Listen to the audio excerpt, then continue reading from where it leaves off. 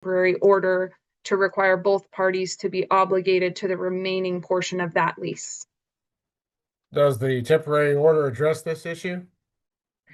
The temporary order has each party being responsible for their individual residence, which each party is currently responsible for their own individual residence. However, the parties entered into a 1-year lease agreement when they were residing together in Georgia.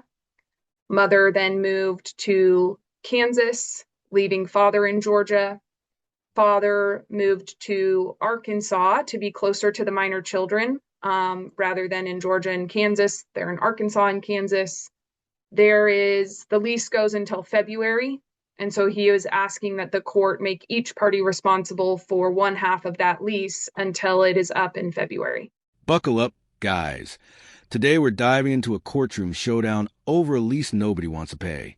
The judge starts by laying out the conflict.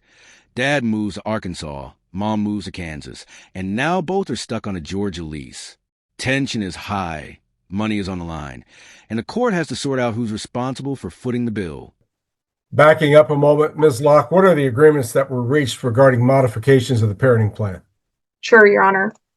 The parties have agreed that mother will have the second weekend of every month. That father would have the fourth weekend of every month. There's a divided residency situation, so that means they'll meet to exchange the kids, and all the kids would be together during those weekends.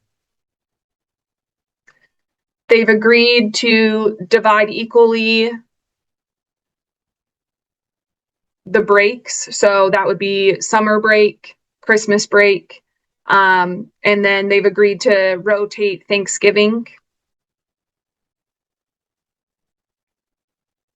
And I think that covers the parenting time modifications. There's some additional details, like as far as exchange location and times that the parties have agreed upon. Mr. Andrews, would you add anything or dispute anything that Ms. Locke has laid out regarding the parenting plan? No, Your Honor. Other than a modification that we agreed to today, which was that the parenting time during the school year would be that Mr. Niblett would receive the second full weekend of each month with all 3 children. Tristan would receive the fourth weekend of each month with all 4 children, and that the parenting time would be extended to Monday at 4:30 p.m. if there is no school in session on that Monday. All of the other agreements regarding parenting time, holidays, they've all been reduced to writing through exchange of emails. So I don't have any doubt that there's not going to be any confusion as to what we had agreed upon, since we have that in writing. Is the term weekend defined? Yes. What is your definition? Your Honor, the parenting time starts Thursday at 7 p.m. and ends on Sunday at 4:30, which is part of the exchange times. All right. So that would be the definition. Court's real question is, Ms. Locke, what is the second weekend of the month?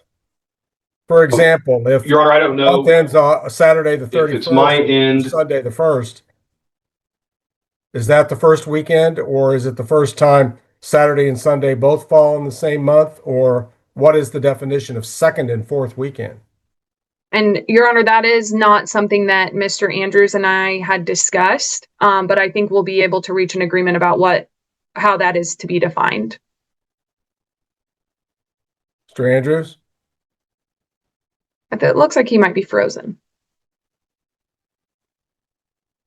I apologize, Your Honor. For some reason, the internet in my conference room went out. So I'm having to connect through my iPad.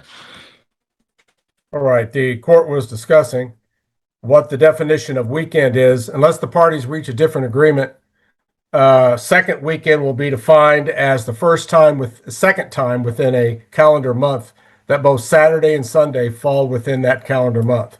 The fourth weekend will be defined as the fourth time during a calendar month that Saturday and Sunday fall within that particular month. Then the judge steps in to clarify the second weekend issue, smoothing over the standoff.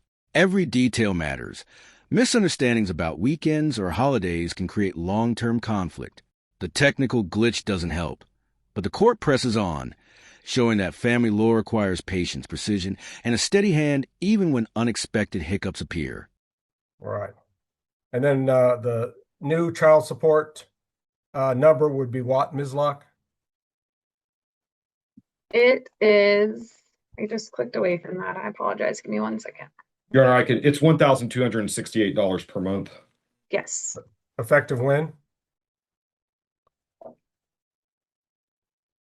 Your Honor, we did not would discuss that. ask for it to be retroactive to the date of the filing of our motion to modify the first of the month, which would be September 1st. Any objection, Mr. Andrews? Your Honor, the concern is that may result in an overpayment, and this is a temporary child support amount. What I would ask instead is that the effective date be October 1. However, the court to reserve jurisdiction over any overpayment or over the issue of whether it should be retroactive back to the day of the filing of the motion and disposition of that overpayment. All right, so your client's already received the full amount of child support that was originally ordered for the month of September? I believe so, because I believe that an income withholding order was issued by the DCF, if I'm not confusing my cases. All right, Ms. Locke? Your Honor, I believe an income withholding order has been issued, and I know that my client privately remitted catch-up payments based on the original child support order from July. So he paid the months that were not caught by the income withholding order already. Right, and I was thinking that he was effectively current on his child support obligation. So I would just ask if we reserve the issue of child support payable up to October 1 until a later date, final order to be resolved either as an overpayment or not. The judge carefully dissects the financial claims, ensuring every dollar is accounted for. Retroactive payments are scrutinized, and overpayment concerns are addressed point by point. What emerges isn't just math. It's a lesson in accountability. In family court, even small financial missteps can escalate, so precision and transparency are non-negotiable. The new child support order is effective October 1st. All right. You've addressed some of the issues. Mr. Andrews, I'm curious about what your client's position is regarding this Georgia lease. Your Honor, we essentially take two positions regarding that. Number one is we dispute that the reason Mr. Niblett moved to Arkansas was because of Ms. Niblett's move to Kansas. Instead, we believe that Mr. Niblett sought and obtained a better position within his company that required a move out of state, and that move was to Arkansas. He took advantage of that improvement in his position, and so he should be responsible for the lease payments that resulted from that decision. While it's true Ms. Niblett did sign the lease to Georgia, this was a situation where Mr. Niblett's the one who chose to take the job and move to Georgia. Ms. Niblett did move down later. I think it was approximately 1 to 2 months after he had moved to Georgia that she did, but it was only for a brief amount of time before she then moved back to Kansas. The second issue is that there's a sizable disparity in income in this case. Mr. Niblett's gross income is $8,750 per month. His net income Ms. Niblett's gross income is $3,001 per month, pursuant to the child support worksheet. So he makes $5,749 more per month gross income than she does, and this is a case where we did not seek spousal support, despite the fact that this is a relatively long-term marriage, and there's a significant disparity in income. We do not believe that the expenses on the domestic relations affidavit are entirely accurate regarding his ability to pay the Georgia rent. We would note that one of the expenses is $250 per month for school expenses, which would be $3,000 per year for one child. That seems excessive. Another is property tax is $247 per month. That's $2,964 per year for what would only be personal property taxes, since there's no real estate, I don't believe in this case. Again, that seems excessive. Further, the credit card payments that are noted, the total of the credit card payments was $1,278.94, but Ms. Niblett has indicated that Mr. Niblett would routinely put most of his expenses on his credit cards and then pay those expenses off at the end of the month, meaning that we believe that a number of the expenses included on the domestic relations affidavit are actually paid by the credit cards and then reimbursed through the credit card payments, which effectively is doubling up on the expenses on the domestic relations affidavit. So, for example, he spends $800 per month in food, but if that's being put on a credit card and then he's making payments on his credit card, he's getting credit on the domestic relations affidavit for the $800 a month in food, plus the credit card payments that's paying the $800 a month in food. And so for those reasons, we believe he has the ability to pay this Georgia rent, and that based on the disparity in income, it would be fair, just, and equitable for him to pay the Georgia rent since he's not paying spousal support. And further, we believe that the fact that he has two rents was a decision he made in order to better his financial prospects and not because of Ms. Niblett moving back to Kansas. Mr. Andrews, wouldn't you concede that once Mr. Niblett takes $1,268 a month out of his net income, transfers it to the net income of your client, that income gap, as a practical matter, narrows considerably?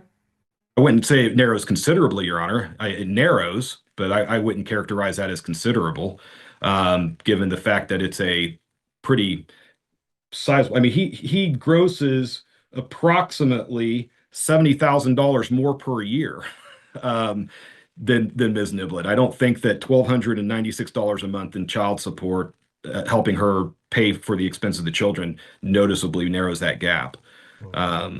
So I would say that this is a case, typically there would be at least contemplated a spousal support obligation, given the disparity in income and the length of time these parties have been married. But we are not seeking that because we know that Mr. Niblett has expenses such as this Georgia lease payment.